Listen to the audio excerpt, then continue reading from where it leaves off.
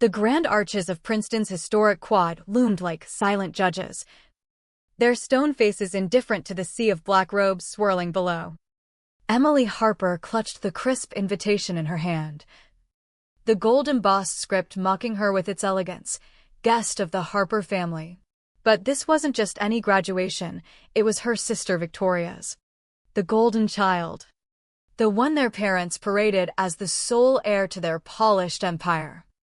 Emily's heart pounded a slow, deliberate rhythm, each beat echoing the years of quiet erasure she'd endured. She approached the registration table, her simple navy dress chosen to fade into the background. No flashy jewelry, no family crest brooch like the ones glinting on everyone else's lapels. The attendant, a brisk woman in a university polo, barely looked up. Name: Emily Harper. Sister of Victoria Harper. Fingers danced over the keyboard, then paused. A frown. I don't have you on the family list. Let me check with my supervisor.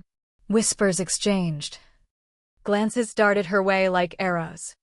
Finally, a generic badge slapped down. General guest. No welcome. No recognition. Through the tall windows, Emily spotted them on the manicured lawn, mother in her tailored ivory suit, father in pinstripes, Victoria's fiancé and his parents in matching grays. They formed a perfect circle, laughing, toasting with champagne flutes. No gap for her.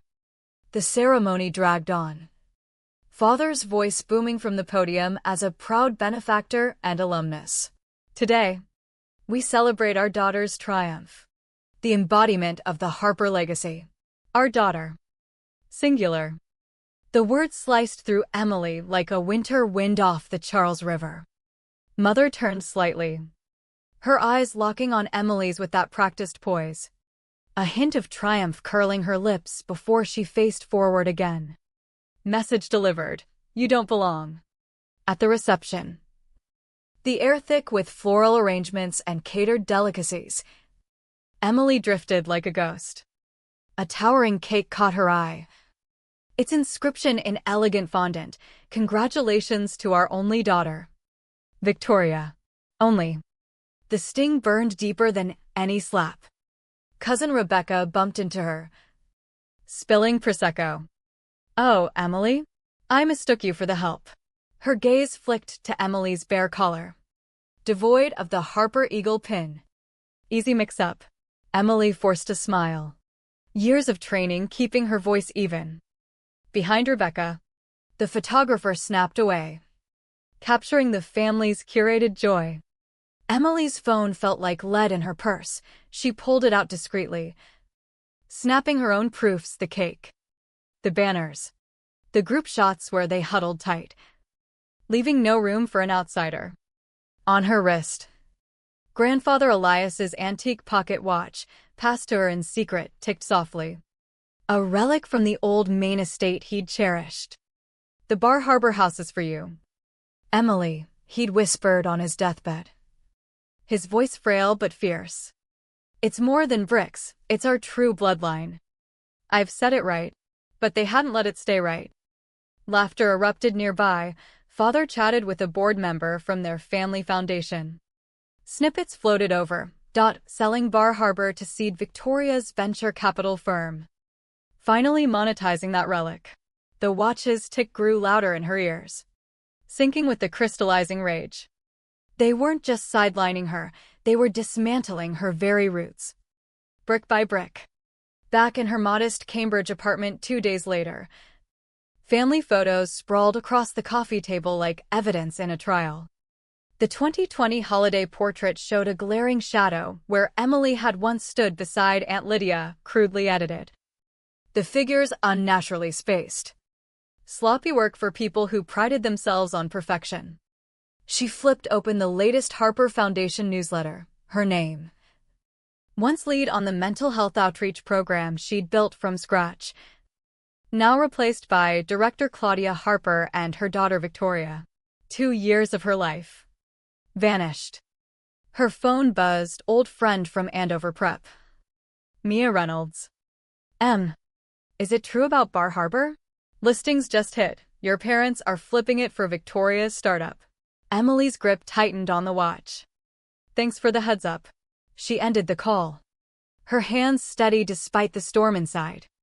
Logging into the Foundation's old system, access they'd forgotten to revoke, she navigated familiar folders.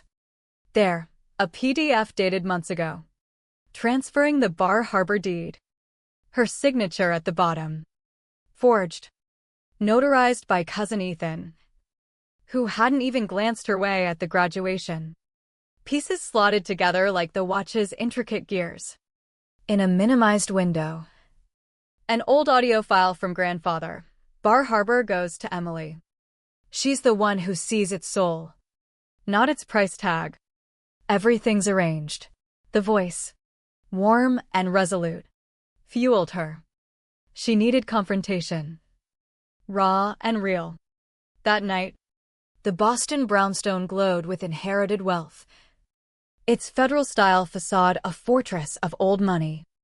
Emily's knock echoed too loudly. Mother answered in cashmere and pearls, her expression a mask of mild surprise. Emily. This is unanticipated. The parlor smelled of lavender and legacy. Mother settling into her heirloom armchair like a queen. If it's about Bar Harbor. The deal's progressing. Emily laid the forged deed on the antique table. That's not my signature. Mother's chin lifted. Don't dramatize. This isn't personal. It's about the family image. You didn't align. Image. The word coiled in Emily's gut like venom. Like airbrushing me from photos? Scrubbing my work from the foundation. We refined inconsistencies after grandfather passed. It's settled legally. Accept it. The door slammed behind Emily as she left, the night air cooling her flushed skin. A few calls later, she had a lawyer lined up. Sleep came fitful. Dreams laced with ticking clocks and fading faces. Morning found her in attorney Marcus Fielding's understated office, his tweed jacket and keen eyes belying retirement. I knew you'd surface, he said, producing a sealed envelope. Your grandfather anticipated this. Copies of everything deeds. Trusts.